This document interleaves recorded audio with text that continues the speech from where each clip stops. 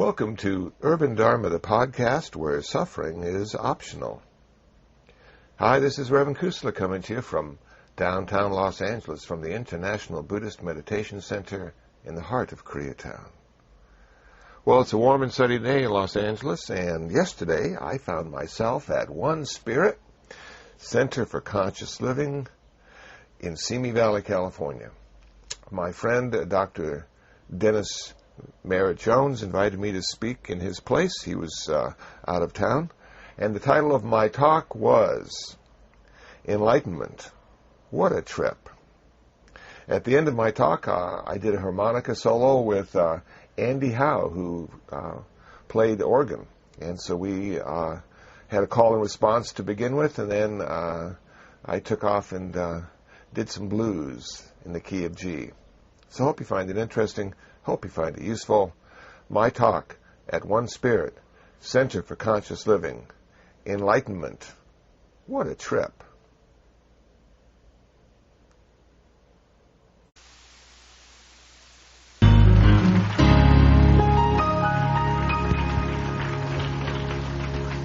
Such a quiet, sedate singer. I wish she would really let her passion out someday.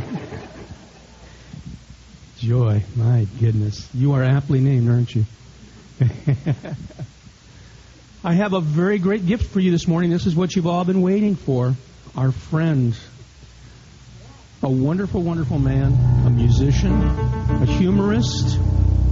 God, the list could go on and on and on. This man will help you when you're down. He'll help you soar when you're up. There's all kinds of things that this man does for me. My friend, Reverend Kusala.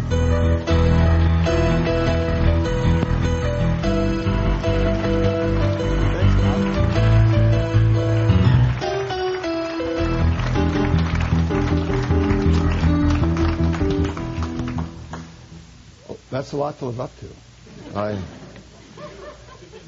Yeah, it is, isn't it? So I'm going to talk today about enlightenment. You know, and people are confused about enlightenment, not quite sure what it is, how to get there, what it means once you do get there. And I was that way as well. I'm trying to figure out what the heck is enlightenment, because people keep talking about it all the time. And as a Buddhist, we have enlightenment, but we also have nirvana. And I have come to understand that enlightenment and nirvana are two different things, not the same thing. So let me give you a definition for nirvana. Nirvana is the end of suffering.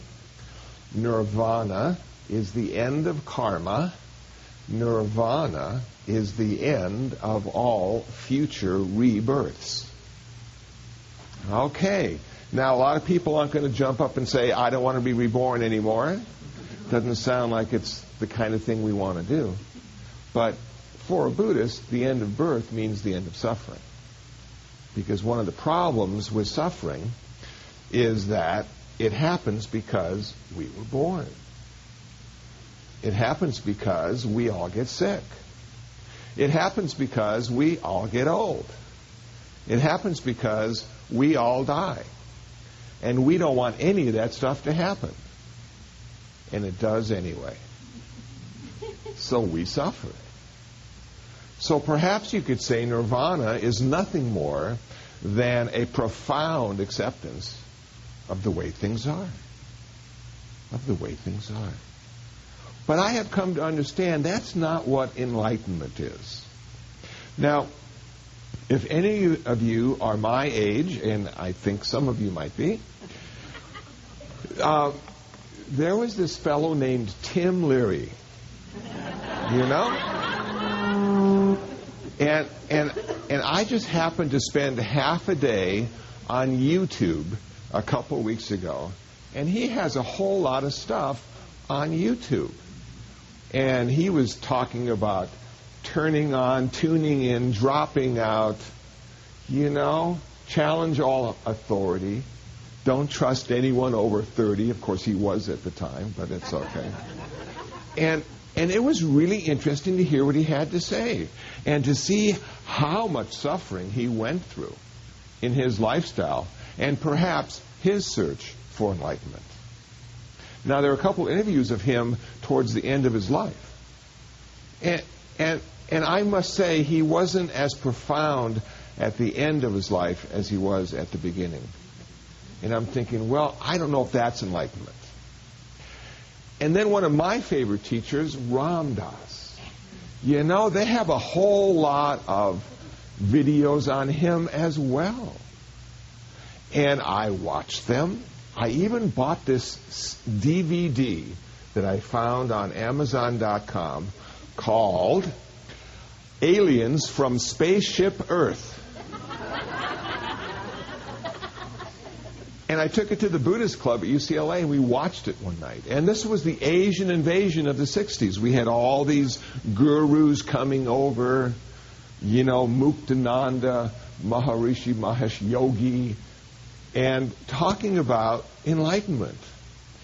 And we had all these really young, sort of long-haired children, almost children, I'd say, teenagers, early 20s, just looking up at them like they must have the answer. And they were just sitting so quietly and so peacefully listening. And I was listening carefully to what they were saying. And to be honest with you, I didn't find it very profound. I found it sort of commonsensical, you know, do good things, don't hurt yourself, don't hurt others, devotional practices, and one day your mind will be purified and you'll be enlightened, and then everything will be okay. And then I went to Wikipedia, and I did a search for all these gurus in this video to see how their life ended. You know? And I realized some of them took the money and went home. Some of them died. And some of them changed their organizational names so they could continue to profit and profess. And I'm going, okay, now is that enlightenment? Well, you know, I don't know. That's not the kind of enlightenment I wanted. I asked my friend Mary at the meditation center where I live. I said, Mary, if you were to give me a definition of enlightenment. She was born Catholic, and she found a guru, and she's been studying Hinduism. She's been to an ashram in India a few times now, and sometimes she puts the red dot on her forehead. I said, Mary, what is enlightenment? To you, you've been practicing now and studying, what would you say a definition of enlightenment would be? She said, becoming one with everything. Becoming one with everything. I said, Mary, did you ever hear that old joke about the Hindu and the hot dog vendor? You know? She said, no. I said, well, the Hindu comes up to the hot dog vendor and says, make me one with everything. And I'm going, okay.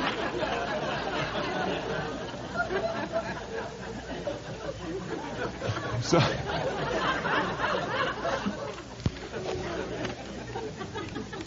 I found a couple definitions of enlightenment that I thought was interesting.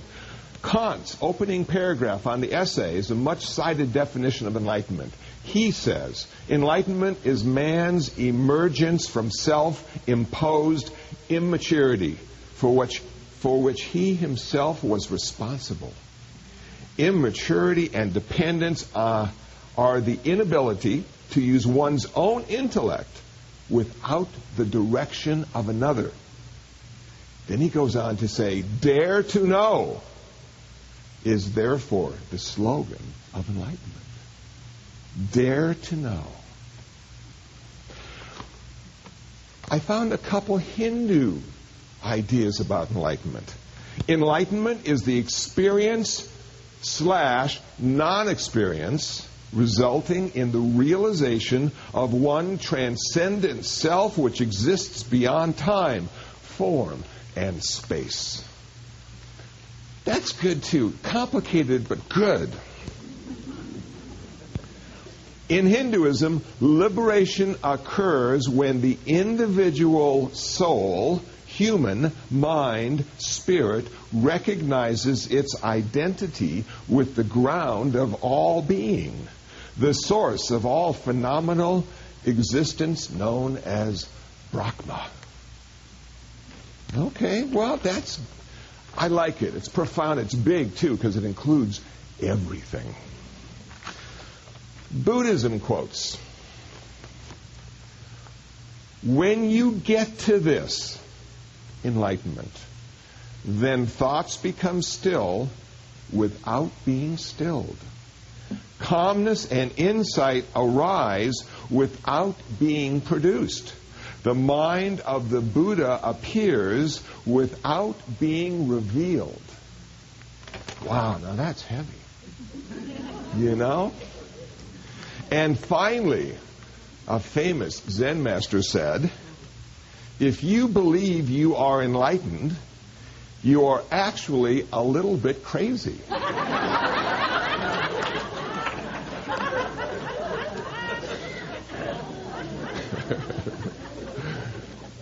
I sort of like that one the best myself, you know. So now I had to come up with a definition of enlightenment. What is enlightenment, I said to myself. What's all the confusion in Buddhism? Why do we keep using enlightenment and nirvana in the same sentence, and yet they have two completely different meanings? It seemed to me, as I continued to read about Buddhism and the Mahayana tradition, where enlightenment is the goal, and the Theravada tradition, the early Buddhist tradition, where nirvana is the goal, the Buddha didn't talk about enlightenment, he talked about nirvana. So this is my definition of enlightenment. The wisdom of emptiness. The wisdom of emptiness. I think that describes the enlightenment experience. Now, I'm going to explain to you why I think that describes it. As I started to meditate, as I started to study Buddhism, I couldn't figure out what emptiness was. Was it nothing? Was that my goal? I wanted everything. I didn't want nothing. I couldn't see any benefit in nothing. It seemed like it was a bit nihilistic, actually. So, I said to myself, well, empty of what? Empty of everything? Well, then, it seems that Buddhism is called the middle path because of emptiness. Now, the middle path, on one end of the path, we have the Republicans. On the other end of the path, we have the Democrats. They both have a value, but as we get closer to the middle, the value seems to go away. And when you're actually in the middle, it has no value whatsoever. It's neither good nor bad, neither right nor wrong.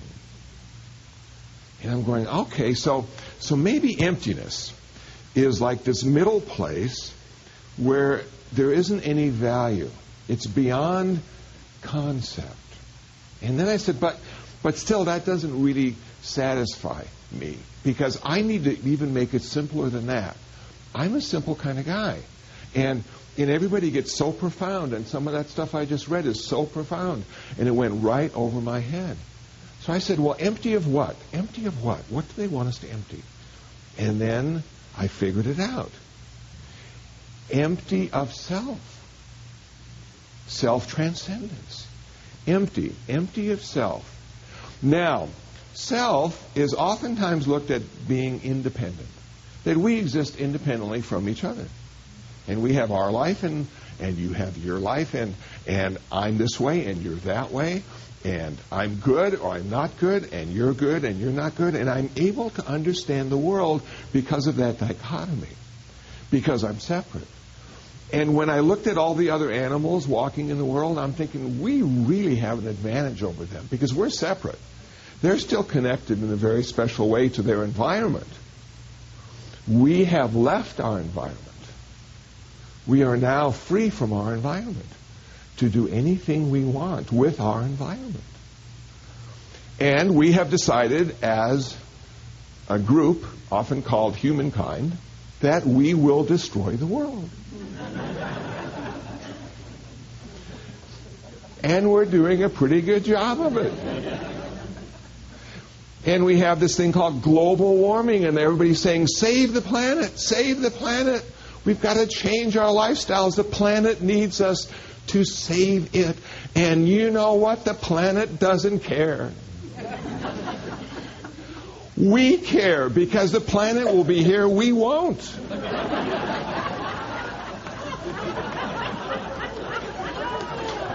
You know. So let's save the humans.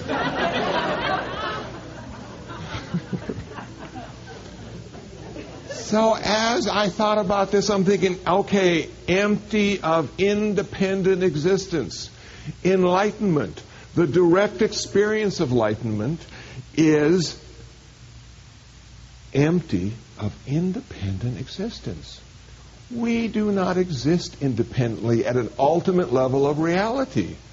All the things I've just talked about is experienced and understood at a relative level. It's the mind level. It's the intellect level. We need the intellect. We need the mind.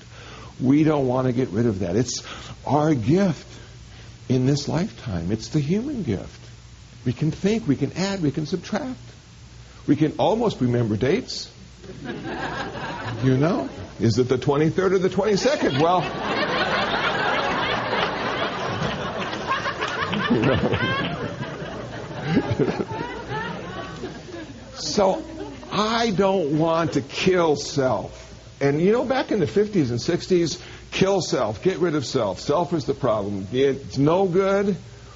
It's why you aren't enlightened. And I'm thinking, no. Was that Amy Winehouse that said that? No. That we don't want to kill self. We want to transcend self. Self is a tool. We need to use self to live in this very complicated world. I live in downtown L.A. I drove all the way here. If I didn't have self, I would be in Pacoima.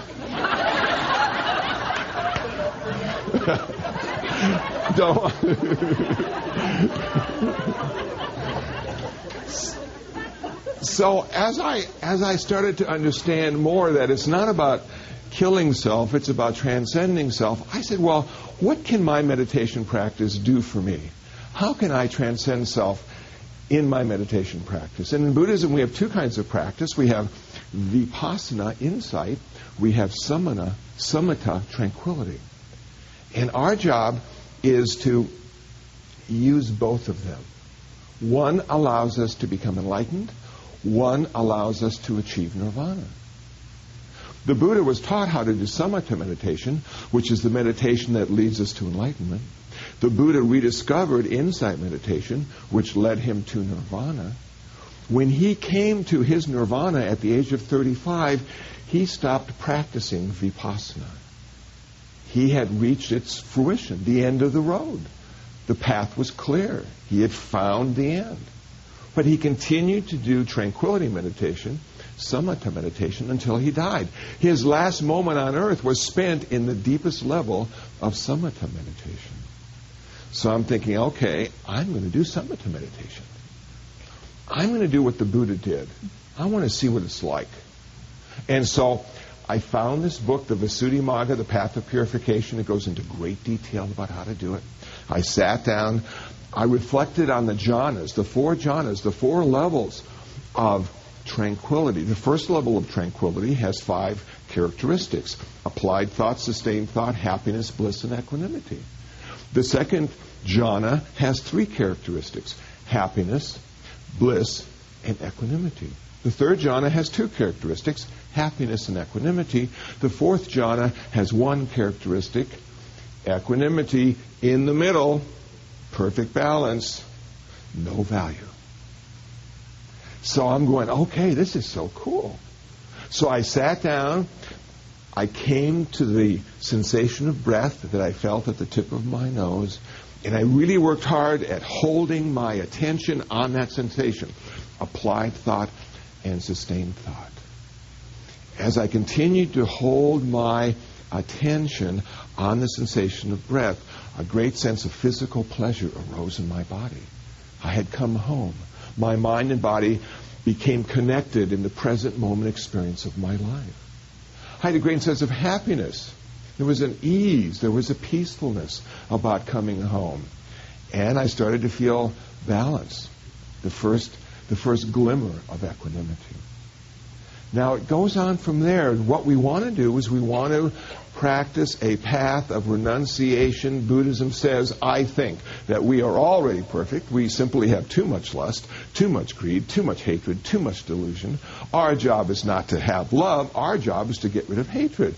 Our job is not to have generosity. Our job is to get rid of greed.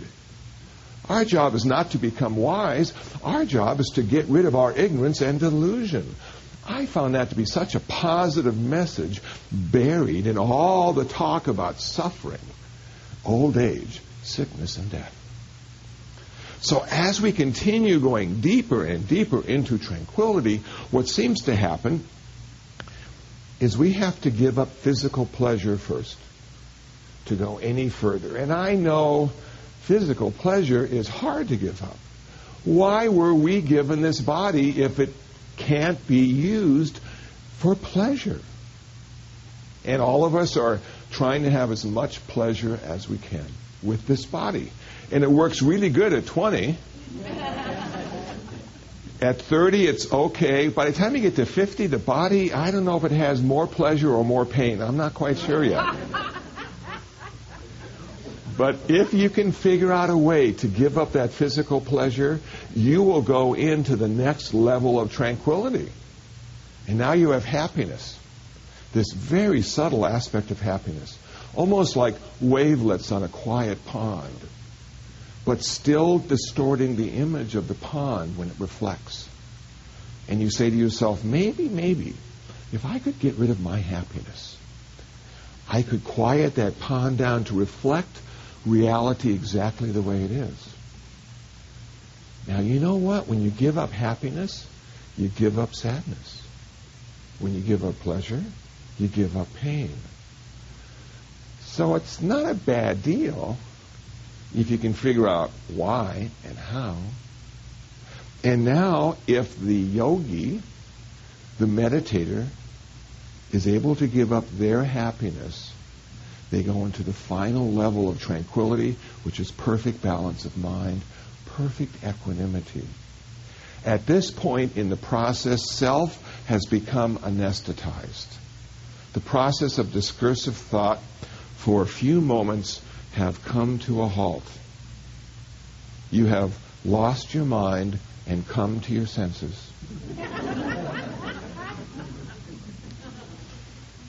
You see with clarity that you are connected to the world around you in a very special way all the time. You have a direct experience of enlightenment. Now, this enlightenment experience does not last forever. The problem, it seems to me, with the enlightenment experience is we keep forgetting. It's not that we don't know it, it's just we've forgotten it. So the Buddhist, as well as others, are meditating every day to remember that they're already perfect, they're already enlightened. They're remembering.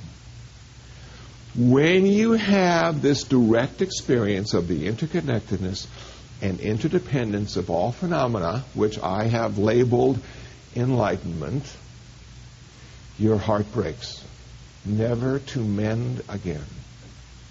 The Buddhist path, among other things, is the path to a broken heart.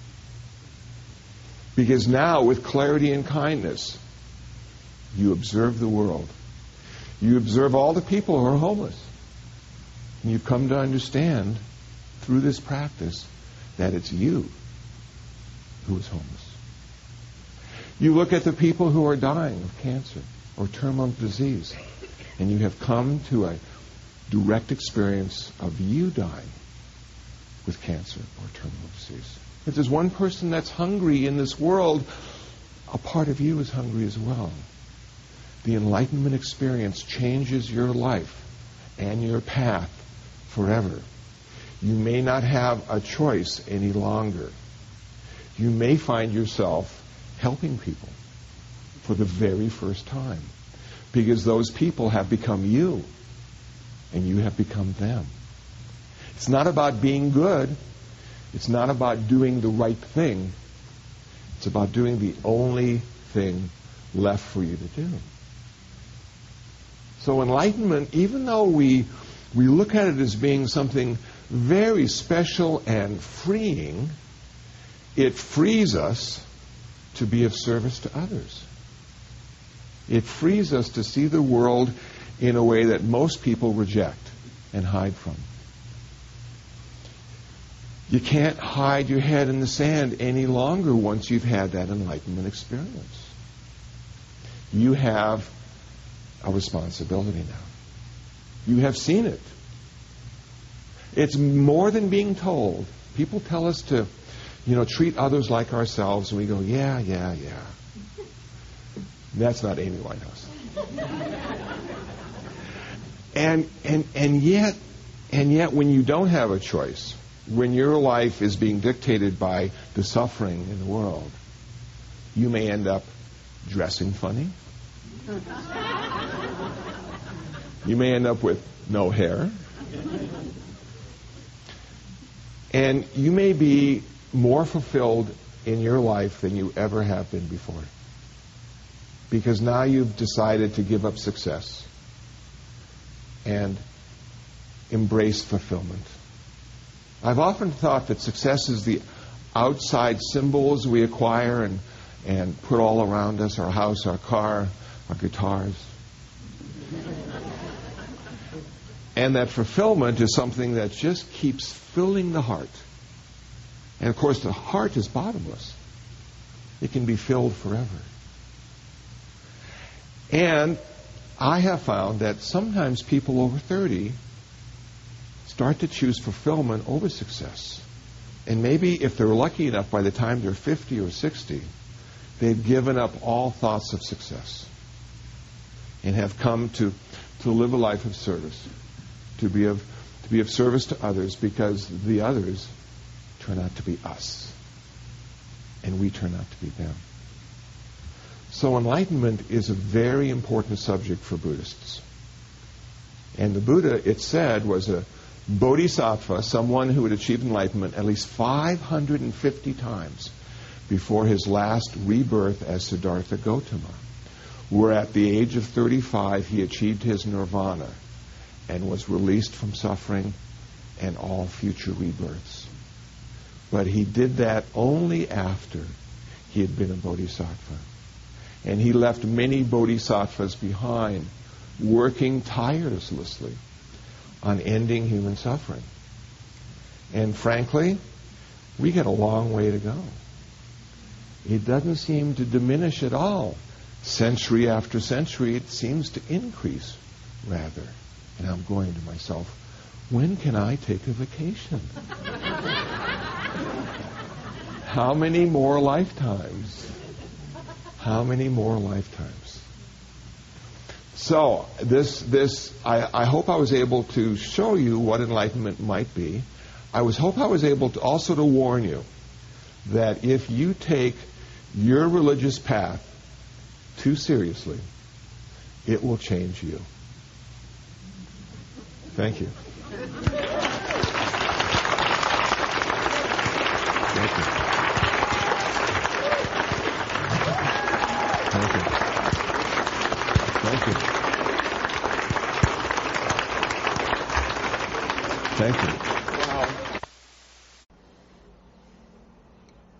Okay, well, that was my talk, and now it's time for some blues with Andy Howe, the leader of the in-house One Spirit Center for Conscious Living Band. We're going to play some blues for you. Hope you enjoy it.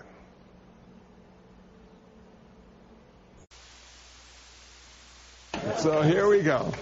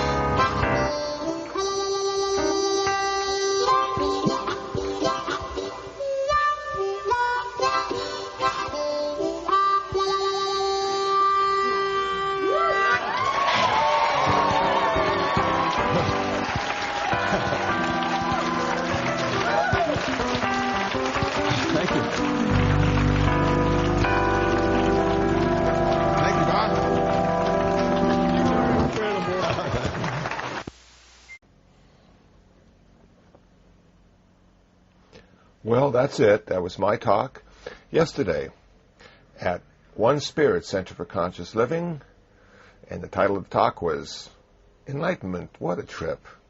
Hope you found it interesting. Hope you found it useful. If you'd like to download some free ebooks on Buddhism, please visit buddhabooks.info. That's buddhabooks.info.